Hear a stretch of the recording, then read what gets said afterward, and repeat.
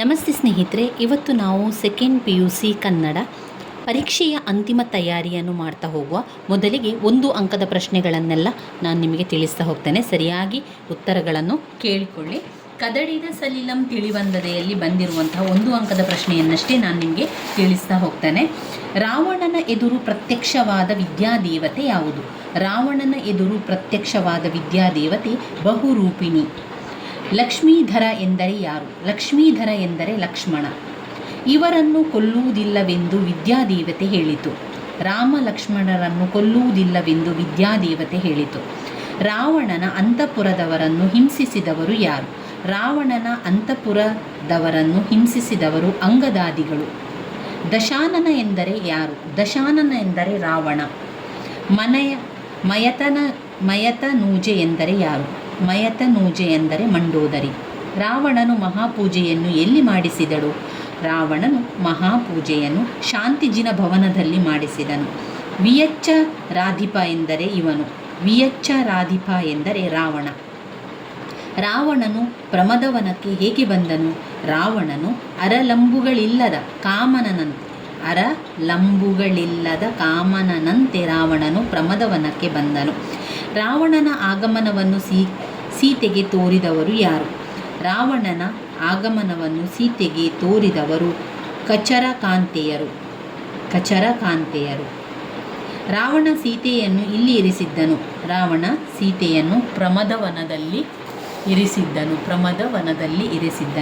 ರಾವಣನ ಮಾತು ಕೇಳಿ ಮೂರ್ಛೆ ಹೋದವರಾರು? ರಾವಣನ ಮಾತು ಕೇಳಿ ಮೂರ್ಛೆ ಹೋದವರು ಸೀತೆ ಇದನ್ನು ಹುಲ್ಲಿಗೆ ಸಮಾನ ಎಂದು ಭಾವಿಸಿದಳು. ಸೀತೆ ಇದನ್ನು ರಾವಣನ ರೂಪ ಹುಲ್ಲಿಗೆ ಸಮಾನ ಎಂದು ಭಾವಿಸಿದಳು. ಇವನಿಗೆ ಸೀತೆಯ ಬಗ್ಗೆ ಅನುಕಂಪ ಹುಟ್ಟಿತು. ರಾವಣನಿಗೆ ಸೀತೆಯ ಬಗ್ಗೆ ಅನುಕಂಪ ಹುಟ್ಟಿತು. ಕದಡಿದ ಸಲಿಲಂ ತಿಳಿವಂದದೆ ಕಾವ್ಯದಲ್ಲಿ ಇದು ತನ್ನಿಂದ ತಾನೇ ತಿಳಿಯಾಗುತ್ತದೆ. ರಾವಣನ ಮನಸ್ಸು ತನ್ನಿಂದ ತಾನೇ ತಿಳಿಯಾಗುತ್ತದೆ. ರಾವಣನಿಗೆ ಯಾರ ಬಗ್ಗೆ ವೈರಾಗ್ಯ ಮೂಡಿತು? ರಾವಣನಿಗೆ ಸೀತೆಯ ಬಗ್ಗೆ ವೈರಾಗ್ಯ ಮೂಡಿತು. ಇವರಂ ಪ್ರಾಣಪ್ರಿಯರಂ ನೆವಮಿಲ್ಲದೆ ಕರ್ಮ ವಶಮೆ ನೆವಮೆನೆ ಕಂದರ್ಪ ವಿಮೋಹದಿಂದ ಗಜ್ಜಿದೆ ನವಿವೇಕಿಯೆನ್ನೆನ್ನ ಕುಲದ ಪೆಂಪಳಿವೆನ್ನಗಂ. ಇಲ್ಲಿ ವ್ಯಕ್ತವಾಗಿರುವ ಭಾವ ರಾವಣನ ಪಶ್ಚಾತ್ತಾಪ. ಸೀತೆಯನ್ನು ರಾವಣ ಯಾರಿಂದ ಬೇರ್ಪಡಿಸಿದ್ದರು? ಸೀತೆಯನ್ನು ರಾವಣ ರಾಮನಿಂದ ಬೇರ್ಪಡಿಸಿದ್ದನು. ಪೌರುಷ ಪ್ರಣಯಿ ಎಂದರೆ ಇವನು. ಪೌರುಷ ಪ್ರಣಯಿ ಎಂದರೆ ರಾವಣ. ವಿಭೀಷಣ ಯಾರು? ವಿಭೀಷಣ ರಾಮನ ಸಹೋದರ. ವಿಭೀಷಣ ಯಾರು? ರಾವಣನ ಸಹೋದರ ವಿಭೀಷಣ. ರಾವಣನ ಸಹೋದರ ಯಾರು? ವಿಭೀಷಣ. ರಾವಣನಿಗೆ ಹಿತವನ್ನು ಹೇಳಿದವರು ಯಾರು? ರಾವಣನಿಗೆ ಹಿತವನ್ನು ಹೇಳಿದವರು ವಿಭೀಷಣ. ಈಗ 1 ಅಂಕದ ಪ್ರಶ್ನೆಗಳನ್ನೆಲ್ಲ ಸರಿಯಾಗಿ ಕೇಳಿಕೊಳ್ಳಿ ಸ್ನೇಹಿತರೆ. ಇದು ಪರೀಕ್ಷೆಯ ಅಂತಿಮ ತಯಾರಿಯಾಗಿರೋದ್ರಿಂದ ನೀವು ಕೇಳಿಸಿಕೊಂಡ್ರೆ ಸಾಕು. ಯಾಕಂದರೆ ಅಲ್ಲಿ 4 ಉತ್ತರಗಳನ್ನು ನಮಗೆ ಕೊಡುವುದರಿಂದ ನಾವು ಆ 4 ಉತ್ತರಗಳಲ್ಲಿ ಒಂದನ್ನು ಆಯ್ಕೆ ಮಾಡಿಕೊಳ್ಳುವುದರಿಂದ ನೀವು ಈ ಉತ್ತರಗಳನ್ನು ಕೇಳಿಸಿದ ತಕ್ಷಣ ನಿಮಗೆ ಉತ್ತರ ನೋಡಿದ ಕೂಡಲೇ ನಿಮಗೆ ಉತ್ತರ ನೆನಪಾಗ್ತದೆ. ಸೌಮಿತ್ರಿ ಎಂದರೆ ಯಾರು? ಸೌಮಿತ್ರಿ ಎಂದರೆ ಲಕ್ಷ್ಮಣ. ಇವರಂ ಪ್ರಾಣಪ್ರಿಯರಂ ನೆವಮಿಲ್ಲದೆ ಕರ್ಮವಶಮೆ ನೆವಮೆಗೆ ಕಂದ ಅರ್ಪ ವಿಮೋಹದಿಂದ ಗಚ್ಚಿದೆ ವಿವೇಕಿಯೆನ್ನೆನ್ನ ಕುಲದ ಪೆಂಪಳಿವೆನೆಗಂ ಅಂದರೆ ಯಾರು? ಈ ಪದ್ಯದಲ್ಲಿ ರಾವಣ ಸೂಚಿಸುವ ಪ್ರಾಣಪ್ರಿಯರು ಯಾರು? ಪ್ರಾಣಪ್ರಿಯ ರಾಮ ಮತ್ತು ಸೀತೆ ಪ್ರಾಣಪ್ರಿಯ. ಕದಡಿದ ಸಲಿಲಂ ತಿಳಿವಂದದೆ ತನ್ನಿಂತಾನೆ ತಿಳಿದ ದಶವದನ ಗಂಗಾದುದು ವೈರಾಗ್ಯಂ ಸೀತೆಯೋಳುದು ತಾನ್ ಪುಟ್ಟದಲ್ತೆ ನೀಲಿರಾಗಂ. ಈ ಪದ್ಯದಲ್ಲಿ ಯಾವ ವಿಷಯಕ್ಕೆ ಸಂಬಂಧಿಸಿದೆ? ಉದಾತ್ತವಾದ ರಾವಣನಿಗೆ ನೀಲಿರಾಗ ಉಂಟಾಗುವುದು. ಉದಾತ್ತನಾದ ರಾವಣನಿಗೆ ನೀಲಿರಾಗ ಉಂಟಾಗುವುದು. ಸಮಧಿಕರ ಜಗತ್ರಯದೊಳಿದೆಗೆನ್ನ ದಿಳಿರ್ಚುವನ್ ರಾವಣನ ಉತ್ಸಾಹ. ಏನಂ ಕೇಳ್ದೆ ಪೆನೋ ರಘೂನೂನು ಲಕ್ಷ್ಮಣನ್ ಪೊಲ್ಲವಾರ್ತೆಯನ್. ಈ ಪದ್ಯಭಾಗವು ಏನನ್ನು ಸೂಚಿಸುತ್ತದೆ? ಸೀತೆಯ ಆತಂಕವನ್ನು ಸೂಚಿಸುತ್ತದೆ. ಕರುಣಿಸು ಒಡೆನಗೆ ದಶಕಂ ಧರಂ ದುರುದೊಳ್ ರಘುತನೂಜನಾಯ ಪ್ರಾಣಂ ಬರೆಗಂ ಬಾರದಿರೆತುನು ಧರಿತ್ರಿಯೋಳ್ ಮೈಯನುಕ್ಕು ಮೂರ್ಛೆಗೆ ಸಂದಳ್. ಈ ಪದ್ಯ ಭಾಗಕ್ಕೆ ಸಂಬಂಧಿಸಿದ ಯಾವ ಹೇಳಿಕೆ ಸರಿಯಾಗಿದೆ? ರಾಮನ ಆಯಸ್ಸು ಪ್ರಾಣದವರೆಗೆ ಬರಬೇಡ. ರಾಮನ ಆಯಸ್ಸು ಪ್ರಾಣದವರೆಗೆ ಬರಬೇಡ ಎನ್ನುವಂಥದ್ದು. ಇವಿಷ್ಟು 1 ಅಂಕದ ಪ್ರಶ್ನೆಗಳು. ಅದು ಯಾವ ಪದ್ಯದಿಂದ? ಕದಡಿದ ಸಲಿಲಂ ತಿಳಿವಂದದೆ. ಇನ್ನು ಬರುವಂತಹ 2ನೇ ಪದ್ಯ ಭಾಗದ 1 ಅಂಕದ ಪ್ರಶ್ನೆಗಳನ್ನು ನೋಡುವ. 2ನೇ ಪದ್ಯ ವಚನಗಳು. ಉರಿಲಿಂಗ ಪೆದ್ದಿಯೈದ ವಚನಗಳು. ಇದರಲ್ಲಿ ಬಂದಿರುವಂಥ 1 ಅಂಕದ ಪ್ರಶ್ನೆಗಳನ್ನಷ್ಟೇ ನೋಡ್ತಾ ಹೋಗುವ. ಉರಿಲಿಂಗ ಪೆದ್ದಿಯ ವಚನಗಳ ಅಂಕಿತವೇನು? ಉರಿಲಿಂಗ ಪೆದ್ದಿ ಪ್ರಿಯ ವಿಶ್ವೇಶ್ವರ. ಯಾರಿಗಿಲ್ಲದೆ ಹಗಲಿಲ್ಲ, ಸೂರ್ಯನಿಲ್ಲದೆ ಹಗಲಿಲ್ಲ. ಪರುಷದ ಗೃಹದೊಳಗಿದ್ದವನು ಇದನ್ನು ಮಾಡುವುದಿಲ್ಲ. ಮನೆ ಮನೆ ತಿರಿಯುವುದು ಮಾಡುವುದಿಲ್ಲ. ಮಂಗಳಲಿಂಗ ಅಂಗದ ಮೇಲಿದ್ದವನು ಏನನ್ನು ನೆನೆಯುವುದಿಲ್ಲ. ಅನ್ಯಲಿಂಗವನ್ನು ನೆನೆಯುವುದಿಲ್ಲ. ಏನಿಲ್ಲದೆ ಬೆಳಕಿಲ್ಲ, ದೀಪ ಇಲ್ಲದೆ ಬೆಳಕಿಲ್ಲ. ಇದರಿಂದ ಪರಿಮಳವನ್ನು ಅರಿಯಬಹುದು, ಪುಷ್ಪದಿಂದ ಪರಿಮಳವನ್ನು ಅರಿಯಬಹುದು. ಮಹಾಗಣ ನಿರಾಳ ಪರಶಿವನಿಂದ ತೋರಿದ್ದೇನು? ಲಿಂಗ. ಮಹಾಗಣ ನಿರಾಳ ಪರಶಿವನಿಂದ ತೋರಿದ್ದು ಲಿಂಗ. ಗುರು ಲಘು ವರ್ತನದಲ್ಲಿ ವರ್ತಿಸಿದರೆ ಆಗದು ಆಚಾರ. ಗುರು ಲಘು ವರ್ತನದಲ್ಲಿ ವರ್ತಿಸಿದರೆ ಆಗದು ಆಚಾರ. ಯಾರು ಅನ್ಯಲಿಂಗವನ್ನು ನೆನೆಯುವುದಿಲ್ಲ? ಮಂಗಳಲಿಂಗ ಅಂಗದ ಮೇಲೆ ಇದ್ದವರು. ಮಂಗಳಲಿಂಗ ಅಂಗದ ಮೇಲೆ ಇದ್ದವರು ಅನ್ಯಲಿಂಗವನ್ನು ನೆನೆಯುವುದಿಲ್ಲ. ಗುರು ಹೇಗೆ ವರ್ತಿಸಬಾರದು? ಗುರು ಲಘುವಾಗಿ ವರ್ತಿಸಬಾರದು. ಸೂರ್ಯನಿಲ್ಲದೆ ಹಗಲುಂಟೆ ಅಯ್ಯ, ದೀಪ ಇಲ್ಲದೆ ಬೆಳಕುಂಟೆ ಅಯ್ಯ, ಪುಷ್ಪವಿಲ್ಲದೆ ಪರಿಮಳವನ್ನರಿಯಬಹುದೇ ಅಯ್ಯ. ಉರಿಲಿಂಗ ಪೆದ್ದಿಯ ಈ ವಚನದ ಪ್ರಕಾರ ಹಗಲಿಗೆ ಕಾರಣ ಸೂರ್ಯ. ಪರುಷದ ಗೃಹದೊಳಗಿದ್ದು ತಿರಿವನೆ ಮನೆ ಮನೆಯ ತೊರೆಯೊಳಗಿದ್ದವನು ತೃಷಿಯಾಗಲರಸುವನೆ ಕೆರೆಯುವುದ ಕವ. ಈ ವಚನದನ್ವಯ ಯಾರು ಮನೆ ಮನೆಯನ್ನು ತಿರಿಯುವರು? ಪರುಷದ ಗೃಹದೊಳಗಿದ್ದವನು. ಪರುಷದ ಗೃಹದೊಳಗಿದ್ದವನು. ಇದು 2ನೇ ಪದ್ಯದ 1 ಅಂಕದ ಪ್ರಶ್ನೆಗಳು. ಇನ್ನು 3ನೇ ಪದ್ಯದ 1 ಅಂಕದ ಪ್ರಶ್ನೆಗಳು ನೋಡುವ. ಇನ್ನೂ ಹುಟ್ಟದೇ ಇರಲಿ ನಾರಿಯರೆನ್ನವಲು. ಇನ್ನು ಕುಮಾರವ್ಯಾಸ ಬರೆದಿರುವ ಇನ್ನೂ ಹುಟ್ಟದೇ ಇರಲಿ ನಾರಿಯರೆನ್ನ ಒಲು. ಇದರಲ್ಲಿ ಬಂದಿರುವಂತಹ 1 ಅಂಕದ ಪ್ರಶ್ನೆಗಳನ್ನು ನೋಡ್ತಾ ಹೋಗುವ ಸ್ನೇಹಿತರೆ.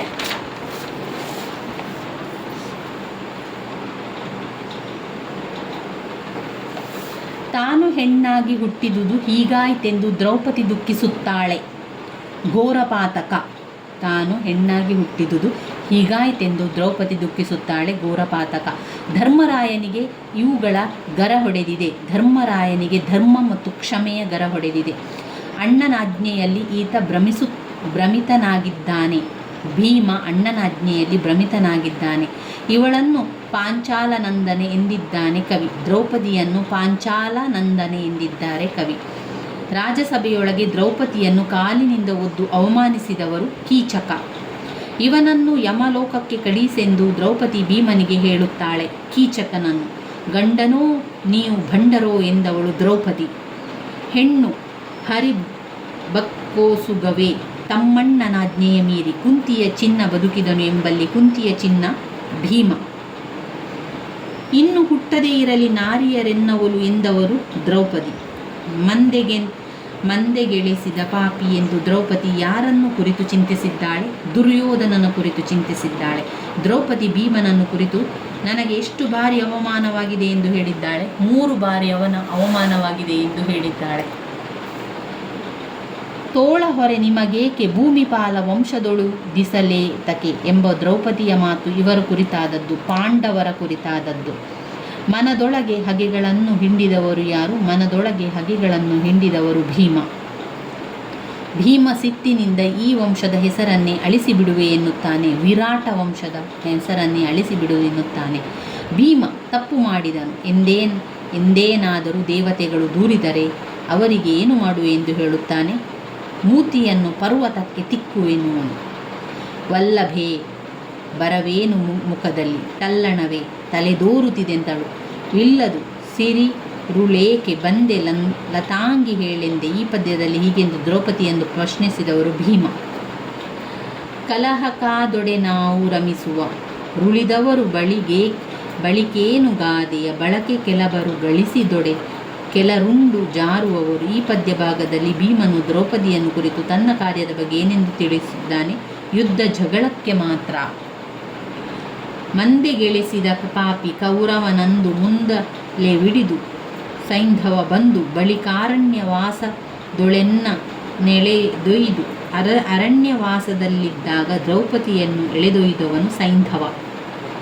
ಯಮ ಸುತಂಗರುಹುವೆನೆ ಧರ್ಮ ಕ್ಷಮೆಯ ಗರ ಹೊಡೆದಿಹುದು ಪ್ರಾರ್ಥನು ಮಮತೆಯುಳ್ಳವನೆಂಬೆನೆ ತಣ್ಣನ ನಾಜ್ಞೆಯಲ್ಲಿ ಭ್ರಮಿತನಾಗಿಹನು. ಇಲ್ಲಿ ದ್ರೌಪದಿ ಧರ್ಮರಾಯನನ್ನು ಕುರಿತು ಹೇಳಿರುವುದು ಧರ್ಮ ಮತ್ತು ಕ್ಷಮೆಗಳ ಗರಬಡಿದಿದೆ. ಧರ್ಮ ಮತ್ತು ಕ್ಷಮೆಗಳ ಗರಬಡಿದಿದೆ. ಅರಸಿ ಬಿಡು ಬಿಡು ಕಾತಿಯನು ವಿಸ್ತರಿಸಲೇಕೆಮ್ಮಣ್ಣನ ನಾಜ್ಞೆಯ ಗೆರೆಯ ದಾಂಟಿದೆನು ಹೋಗೆಂದನಾ ಭೀಮ. ಈ ಪದ್ಯ ಭಾಗದಲ್ಲಿ ಭೀಮನ ಮಾತಿನ ಅರ್ಥವೇನು? ಪ್ರತೀಕಾರದ ಪ್ರತಿಜ್ಞೆ. ಪ್ರತೀಕಾರದ ಪ್ರತಿಜ್ಞೆ.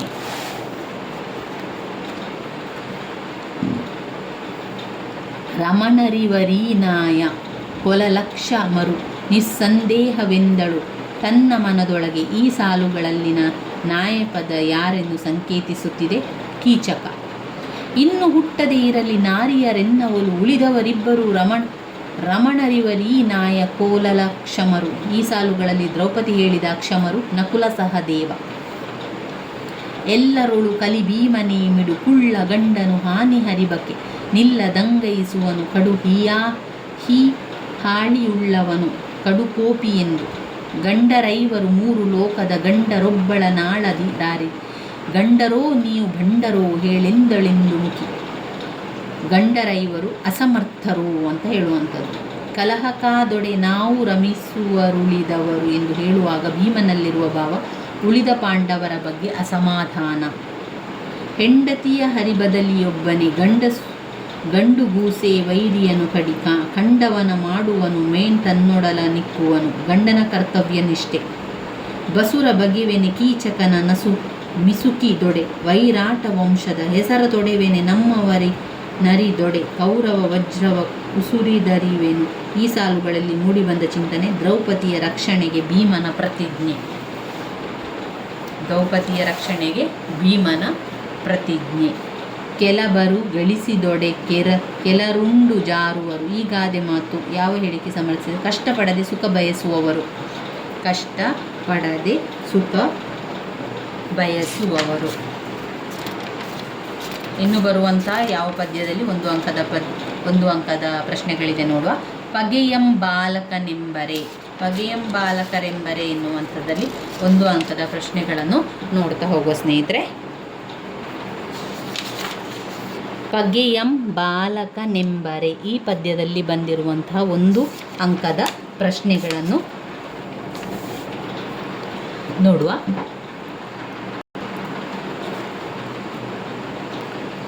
ಮನುಷ್ಯ ಜ್ಞಾನ ಸಂಪಾದಿಸಿದ ಮೇಲೆ ಹೀಗಾಗುತ್ತಾನೆ. ಮನುಷ್ಯ ಜ್ಞಾನ ಸಂಪಾದಿಸಿದ ಮೇಲೆ ಸರ್ವಜ್ಞನಾಗುತ್ತಾನೆ. ಹಲವು ಹಳ್ಳಗಳು ಸೇರಿ ಆಗುವುದು ಸಮುದ್ರ. ಹಲವು ಹಳ್ಳಗಳು ಸೇರಿ ಆಗುವುದು ಸಮುದ್ರ. ಕವಿ ಸೋಮನಾಥನ ಪ್ರಕಾರ ನಿಷ್ಪ್ರಯೋಜಕನಾದ ಮಗ ಎಂದರೆ ಮುಪ್ಪಿನಲ್ಲಾಗದ. ಯಾವ ಸಮಯದಲ್ಲಿ ಮಳೆ ಬಂದರೆ ಪ್ರಯೋಜನವಿಲ್ಲ? ಪೈರು ಒಣಗಿದ ಮೇಲೆ ಮಳೆ ಬಂದು ಪ್ರಯೋಜನವಿಲ್ಲ.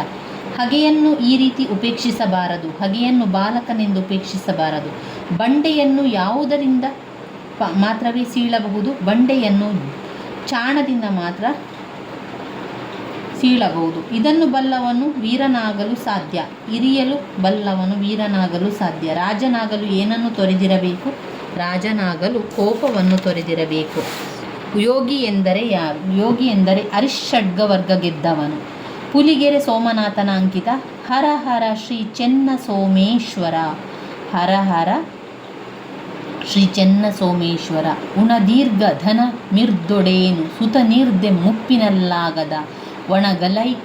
ಒಣಗಲೈರಿಗೆ ಬಾರದಿರ್ದ ಮಳೆ ತಾಂಬಂದೇ ನಾಪತ್ತಿನೊಳು ಮಣಿದುಂದು ನೋಡದ ಬಂಧುವೇತ ಕೆಣಿಸಲ್ ಕಾಲೋಚಿತದೈದಿವ ತೃಣವೇ ಪರ್ವತವಲ್ಲವೇ ಹರ ಹರ ಶ್ರೀ ಚೆನ್ನ ಸೋಮೇಶ್ವರ.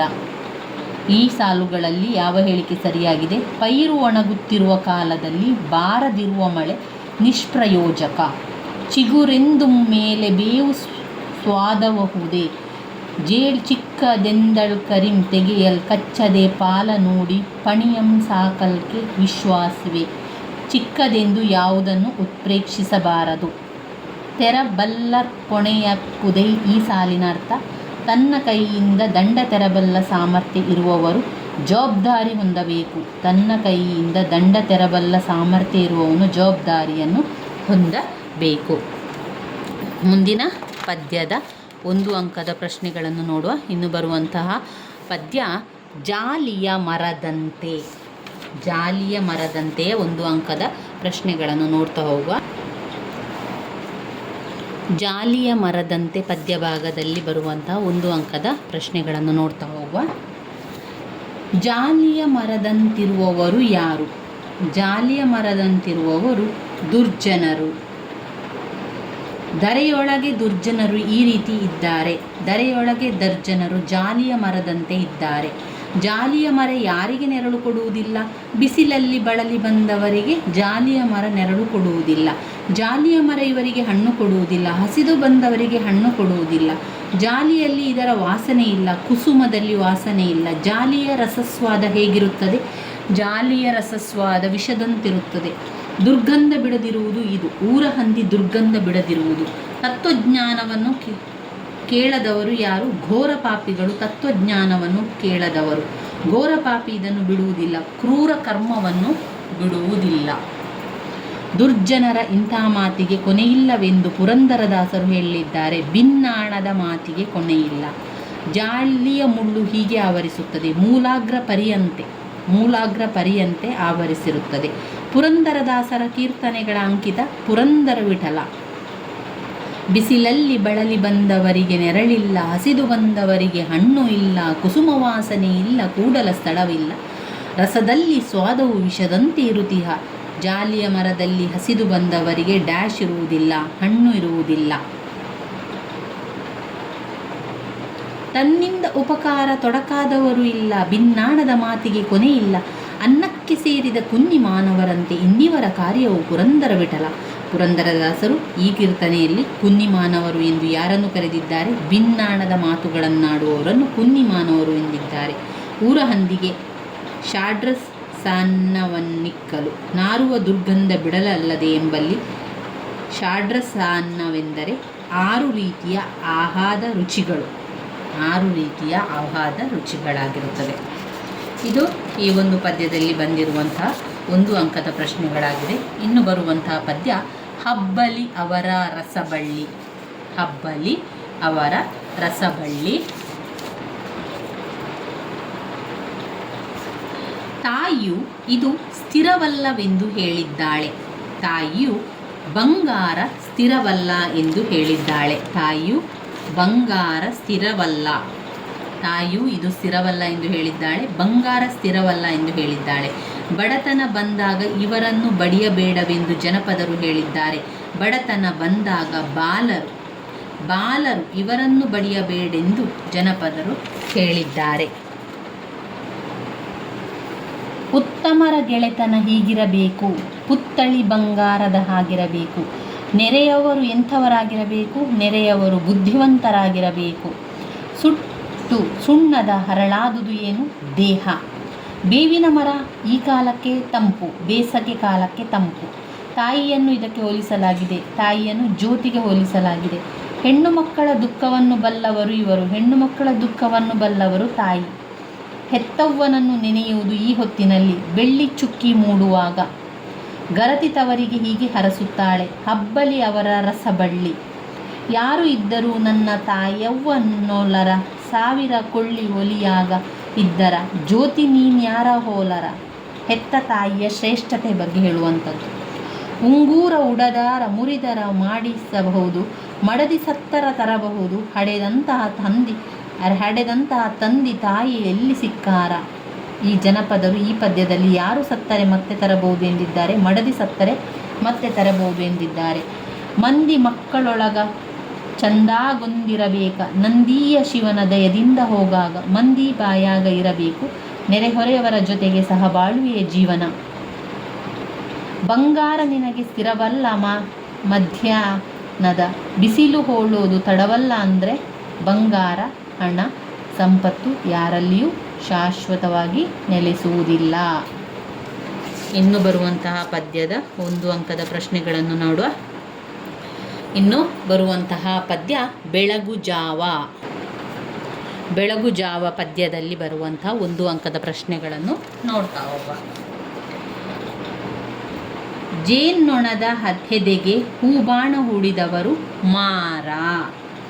ಇದನ್ನು ಕವಿ ಬೇಟೆಗಾರ ಎಂದಿದ್ದಾನೆ. ಬೆಳಕು ಅನ್ನು ಬೇಟೆಗಾರ ಎಂದಿದ್ದಾನೆ. ಜಗವು ಯಾವುದಕ್ಕೆ ಸೋತಿದೆ? ಜಗವು ಎಳನಗೆಗೆ ಸೋತಿದೆ.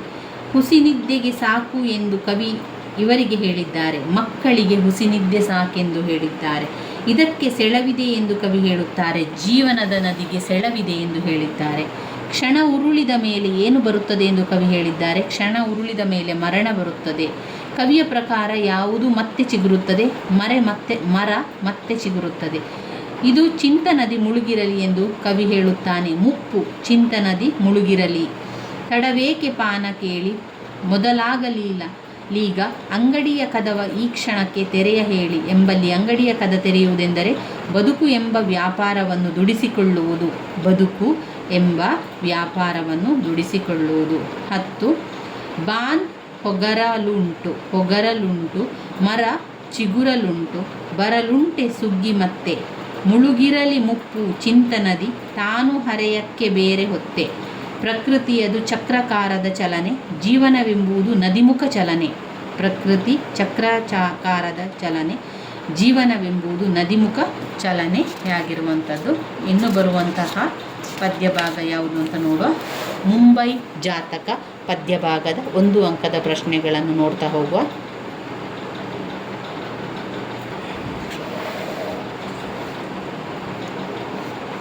ಮಗು ಹುಟ್ಟಿದ್ದು ಎಲ್ಲಿ? ಮಗು ಹುಟ್ಟಿದ್ದು ಆಸ್ಪತ್ರೆಯಲ್ಲಿ. ಮುಂಬೈಯಲ್ಲಿ ಬೆಳಗಿನಿಂದ ಸಂಜೆಯ ತನಕ ಇದನ್ನು ಕಾಣುತ್ತೇವೆ. ಲಕ್ಷ ಚಕ್ರದ ಉರುಳು. ಹೊರಲೋಕವನ್ನು ಪರಿಚಯಿಸಿ ಎಚ್ಚರಿಕೆ ಕೊಟ್ಟವಳು ಯಾರು? ತಾಯಿ. ಕುಳಿತು ಕೆಮ್ಮುವ ಪ್ರಾಣಿ ಇವನು. ತಂದೆ. ಬೆಳಗಿನಿಂದ ಸಂಜೆಯ ತನಕ ಕಣ್ಮರೆಯಾಗಿ ಒಮ್ಮೆ ರಜಾದಿನಗಳಲ್ಲಿ ಕಣ್ಣಿಗೆ ಕಂಡು ಕುಳಿತು ಕೆಮ್ಮುವ ಪ್ರಾಣಿ. ಈ ಪದ್ಯಭಾಗದಲ್ಲಿ ಮಗುವಿಗೆ ತಂದೆಯ ಕುರಿತಂತೆ ಇರುವ ಅಭಿಪ್ರಾಯ. ಅಪರೂಪಕ್ಕೆ ಕಾಣಸಿಗುವವನು.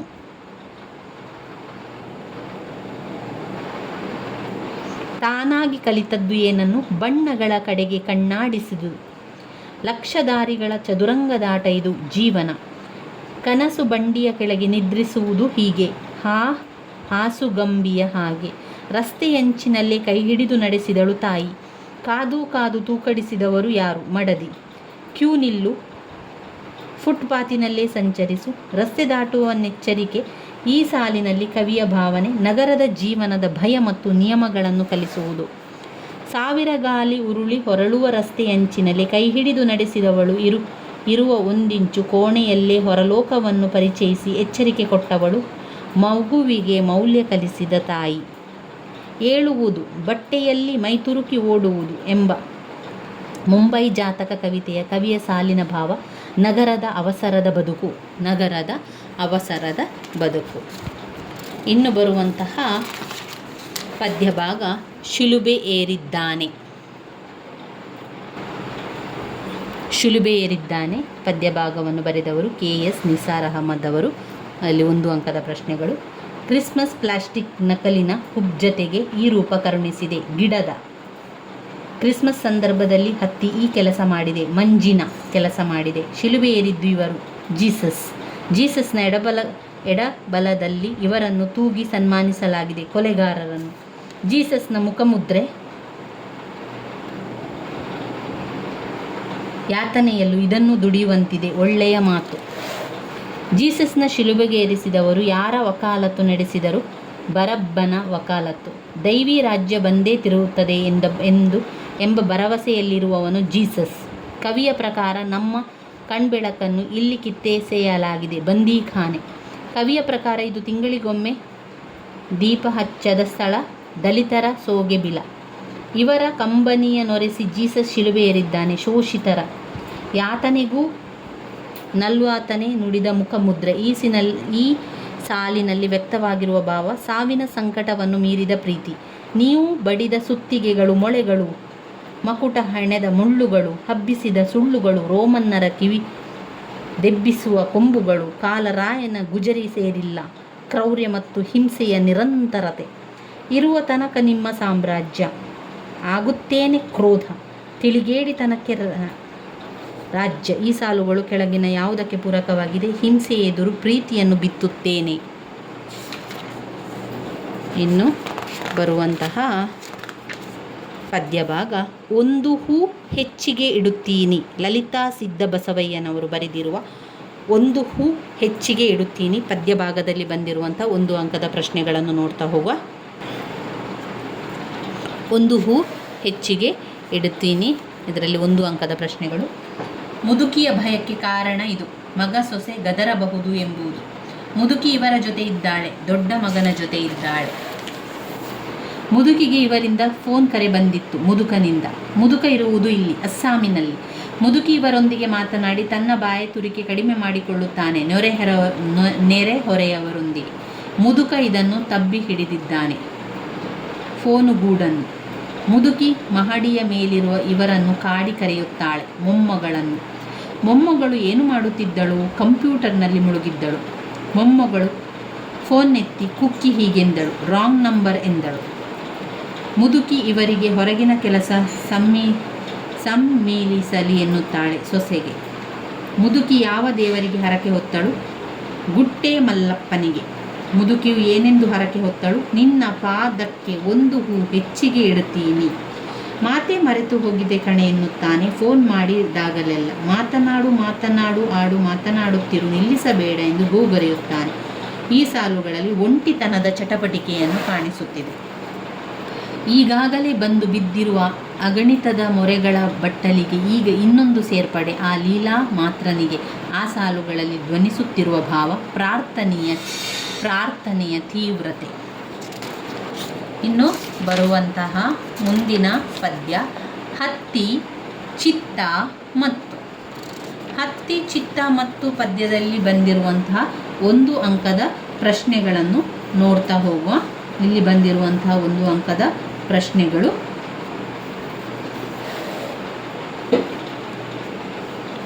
ಹಣತೆಯಲ್ಲಿ ಹೊಸೆದು ಬತ್ತಿಯಾಗಿರುವುದು ಹತ್ತಿ. ಹಣತೆಯಲ್ಲಿ ಹೊಸೆದು ಬತ್ತಿಯಾಗಿರುವಂಥದ್ದು ಹತ್ತಿ. ಎಣ್ಣೆಯಲ್ಲಿ ನೆನೆದ ಬತ್ತಿ ಹೀಗೆ ಆಗುತ್ತದೆ. ಎಣ್ಣೆಯಲ್ಲಿ ನೆನೆದ ಬತ್ತಿ ಮಿಂದು ಮಡಿಯುಟ್ಟ ಭಕ್ತನಂತೆ ಇರುತ್ತದೆ. ಚಿತ್ತವನ್ನು ಇದಕ್ಕೆ ಹೋಲಿಸಲಾಗಿದೆ. ಉರಿಯುವ ಬತ್ತಿಗೆ ಚಿತ್ತವನ್ನು ಹೋಲಿಸಲಾಗಿದೆ. ಜಗದೊಳು ಸದ್ದಿಲ್ಲದೆ ಸಾಗುತ್ತಿರುವುದು ಹೊತ್ತಿ ಉರಿಯುವ ಬತ್ತಿ. ಜಗದೊಳಗೆ ಸದ್ದಿಲ್ಲದೆ ಸಾಗುತ್ತಿರುವುದು ಹೊತ್ತಿ ಉರಿಯುವ ಬತ್ತಿ. ಅನಾಥ ಭಾವವನ್ನು ಸೂಚಿಸುವ ಪದ ತೈಲ ತೀರಿ ಹೋಗುವುದು. ಅನಾಥ ಭಾವವನ್ನು ಸೂಚಿಸುವ ಪದ ತೈಲ ತೀರಿ ಹೋಗುವುದು. ನಿದ್ದೆ ತಿಳಿದು ಎದ್ದದ್ದು ಇದು. ನಿದ್ದೆ ತಿಳಿದು ಎದ್ದದ್ದು ಮಗು. ತೈಲ ತೀರಿದ್ದು ಹೇಗೆ ತಿಳಿಯುತ್ತದೆ? ತೈಲ ತೀರಿದ್ದು ದೀಪ ಆರಿದ ಮೇಲೆ ತಿಳಿಯುತ್ತದೆ. ವ್ಯರ್ಥವಲ್ಲದ ಕೆಲಸ ಅದು. ಬತ್ತಿ ಹೊಸೆಯುವ ಕೆಲಸ ವ್ಯರ್ಥವಲ್ಲದ ಕೆಲಸ. ಹತ್ತಿಯ ಬೀಜಕ್ಕೆ ಇದು ತಪ್ಪದ ಕರ್ಮ. ಹತ್ತಿಯ ಬೀಜಕ್ಕೆ ಇದು ಬೆಣ್ಣೆಯಾಗುವ ಕರ್ಮ. ಇನ್ನು ಬರುವಂತಹ ಮುಂದಿನ ಪದ್ಯ, ಒಮ್ಮೆ ನಗುತ್ತೇವೆ. ಒಮ್ಮೆ ನಗುತ್ತೇವೆ ಪದ್ಯದಲ್ಲಿ ಬರುವಂತಹ 1 ಅಂಕದ ಪ್ರಶ್ನೆಯನ್ನು ನೋಡ್ತಾ ಹೋಗುವ ಸ್ನೇಹಿತರೆ. 1 ಅಂಕದ ಪ್ರಶ್ನೆಗಳು. ದನಗಳಿಗೆ ಇದಿಲ್ಲ, ಮೇವಿಲ್ಲ. ದನಗಳಿಗೆ ಮೇವಿಲ್ಲ. ಜನರಿಗೆ ಇದಕ್ಕೆ ಗತಿಯಿಲ್ಲ. ಜನರಿಗೆ ನೀರಿಗೆ ಗತಿಯಿಲ್ಲ. ನನ್ನವರು ಇದನ್ನು ಕಿತ್ತು ತಿನ್ನುತ್ತಿದ್ದಾರೆ. ನನ್ನವರು ಇದನ್ನು ಸತ್ತ ದನಗಳನ್ನು ಕಿತ್ತು ತಿನ್ನುತ್ತಿದ್ದಾರೆ. ಕವಯತ್ರಿ ಇವರಿಗೆ ಮೊರೆ ಇಡುತ್ತಾರೆ. ಎಂದೂ ನಂಬಿರದ ದೇವರಿಗೆ ಮೊರೆ ಇಡುತ್ತಿದ್ದಾರೆ.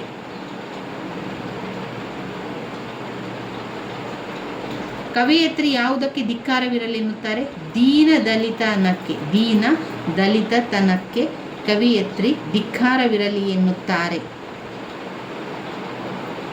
ಕವಯತ್ರಿ ಏನನ್ನು ಅಪೋಷಣ ಮಾಡುತ್ತೇವೆ ಎನ್ನುತ್ತಾರೆ? ಕವಯತ್ರಿ ಯಾವುದಕ್ಕೆ ಅಪೋಷಣ?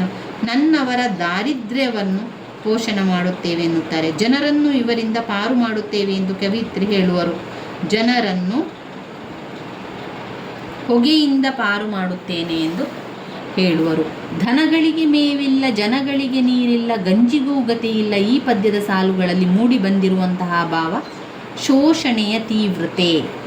ನನ್ನವರನ್ನು, ನನ್ನ ಪ್ರೀತಿಯ ಜನರನ್ನು, ಎಲ್ಲರೂ ನಾನೇ ಆದವರನ್ನು ನಾನು ನಗಿಸುತ್ತೇನೆ, ದಗೆಯಿಂದ ಹೊರಗುಣಿಸುತ್ತೇನೆ. ಈ ಪದ್ಯವನ್ನು ಅದನ್ನು ಅಭಿವ್ಯಕ್ತಿಸುತ್ತದೆ. ಕವಯತ್ರಿಯ ಆಶಾವಾದ.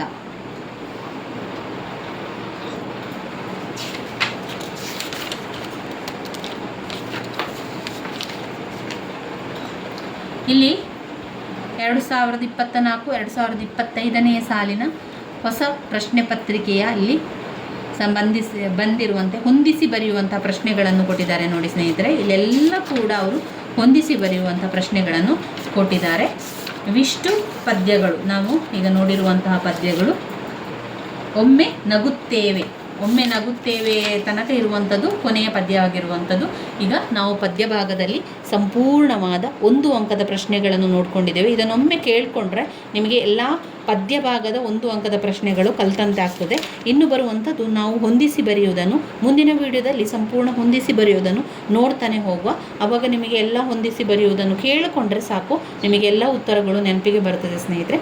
ನನ್ನ ವಿಡಿಯೋಸ್ ಎಲ್ಲ ನಿಮಗೆ ಇಷ್ಟ ಆಗಿದ್ದರೆ ಲೈಕ್ ಕೊಡಿ, ಶೇರ್ ಮಾಡಿ, ಸಬ್ಸ್ಕ್ರೈಬ್ ಮಾಡಲಿಕ್ಕೆ ಮರಿಬೇಡಿ. ಧನ್ಯವಾದಗಳು.